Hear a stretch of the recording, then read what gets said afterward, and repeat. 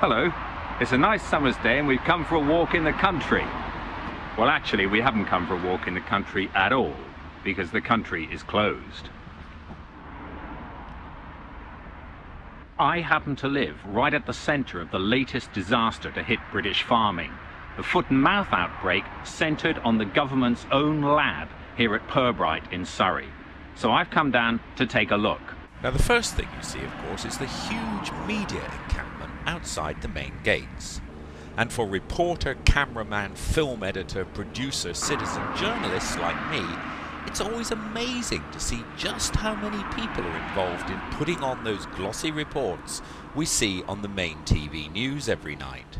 Now for the first 24 hours after the foot and mouth story broke, the main media and the government didn't mention this place at all.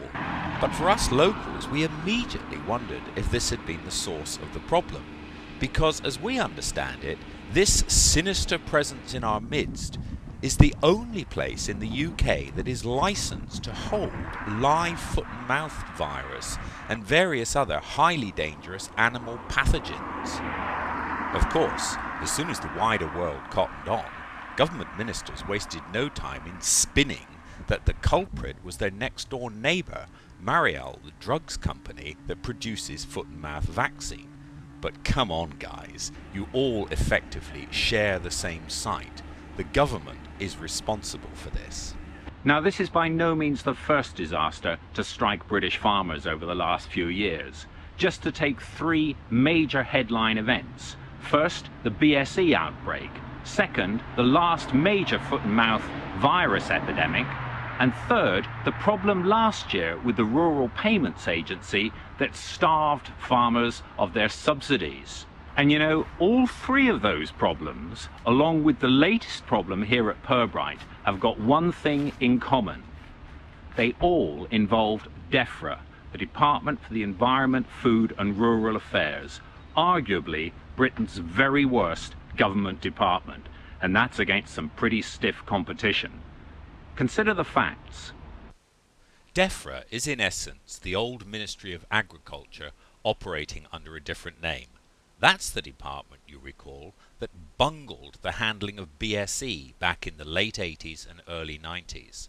They were very slow to pick up the problem in the first place, very slow to recognize the extent of the problem, and almost criminally negligent in failing to protect the public against the possible health risks. Who can forget this appalling stunt with the Minister of Agriculture feeding his daughter a beef burger to prove meat was safe, when in fact we now know it probably wasn't. 4.5 million cattle had to be destroyed and our beef industry was devastated. Fast forward to 2001 and the foot and mouth outbreak. Once again, MAF were extraordinarily slow to recognize the problem and to take any effective action. The end result was that 6 million farm animals were slaughtered, and it's reckoned that the cost to the country was £8 billion. Fast forward again to last year and the financial fiasco at the Rural Payments Agency, a Defra quango. They were charged with implementing the EU's supposedly simpler new farm subsidy system, but they made such a complete hash of it that many British farmers were left waiting months for their subsidy checks and had to put themselves into huge debt to tide themselves over. But if the farmers are fed up with Defra, we tax-paying consumers are even more fed up, because they cost us billions of pounds every year. Let's just tot up the estimated cost of those three bungles alone. BSE is supposed to have cost taxpayers £4.5 billion. Foot and mouth disease last time around cost us £3 billion.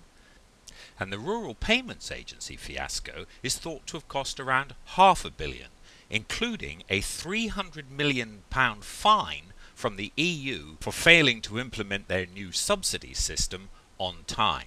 Total £8 billion. And remember, that's all on top of the £10 billion the EU Common Agricultural Policy costs us tax-paying consumers every year. And as for the argument that we need Defra because the market cannot be trusted with the safety and security of Britain's food supplies, just ask yourself honestly, Who would you rather trust to put safe and tasty food on your plate? Tesco's or the government? I rest my case.